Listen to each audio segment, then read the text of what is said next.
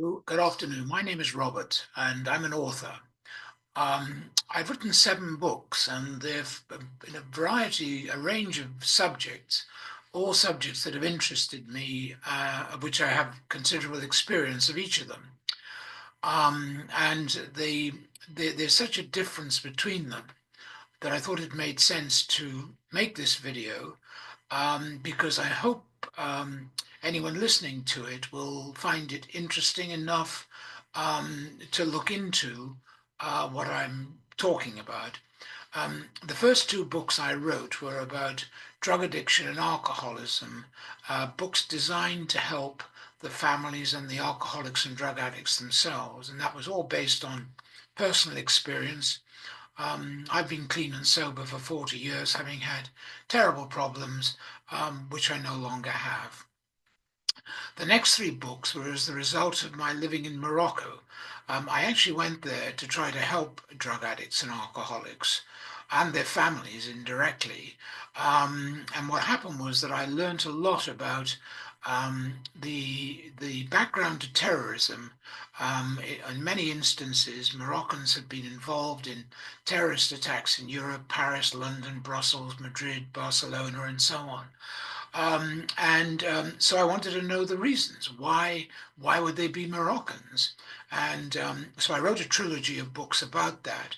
And once, of course, you know the reasons, the causes, then it's much easier to put in place the solutions. And I can assuredly say that, as far as I can see so far, those solutions have not been put in place.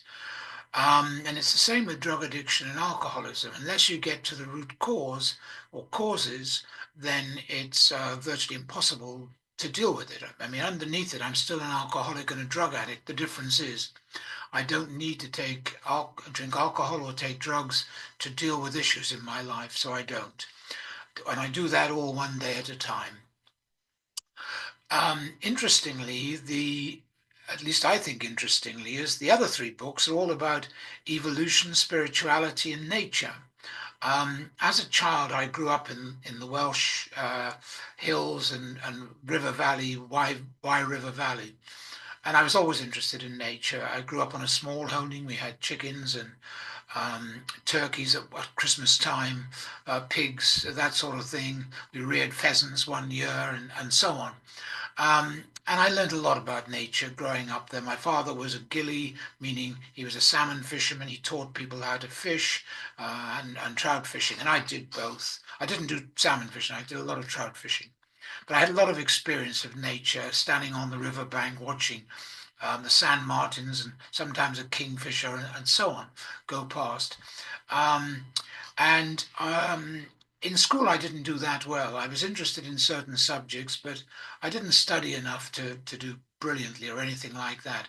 But 40 years ago, when I got my act together, I started to study, first of all, world religions, and then nature, natural history at a deeper level. I bought a telescope. I started to study astronomy. I studied geology and so on.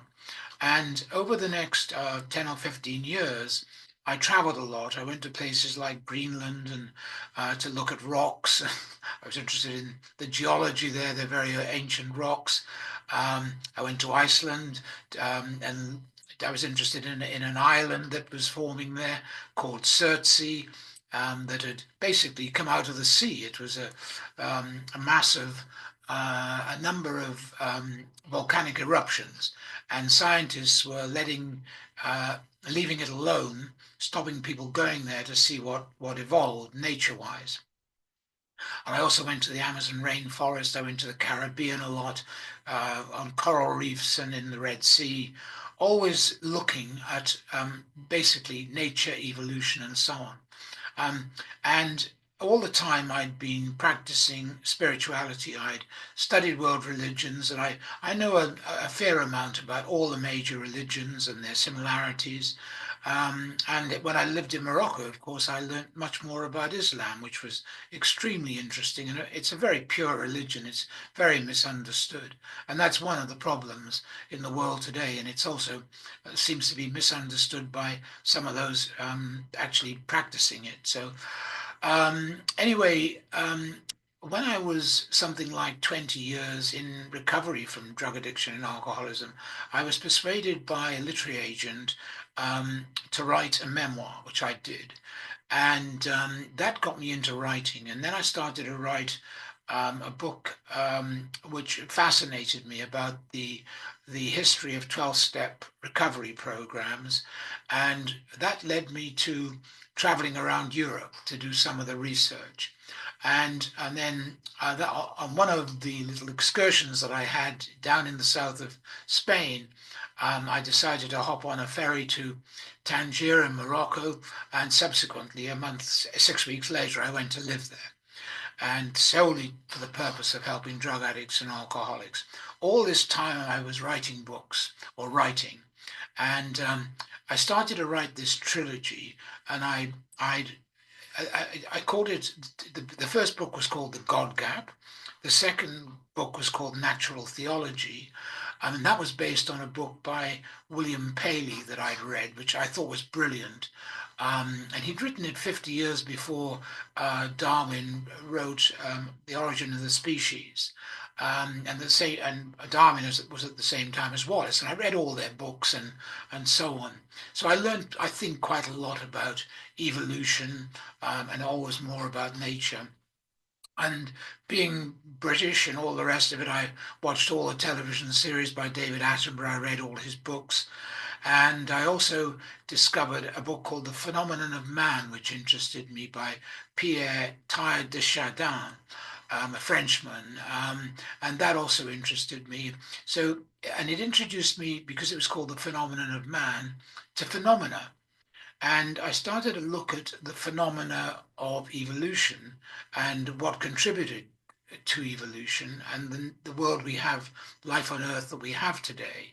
And there were so many aspects to that. And I became more and more interested.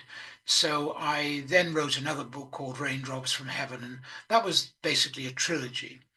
In the last year, I realized that evolution isn't always easy to understand by anyone, as terrorism or drug addiction. However, to simplify it, less than a year ago, I started to write a new book called The Phenomena of Evolution, Symphonies and Orchestras for Life.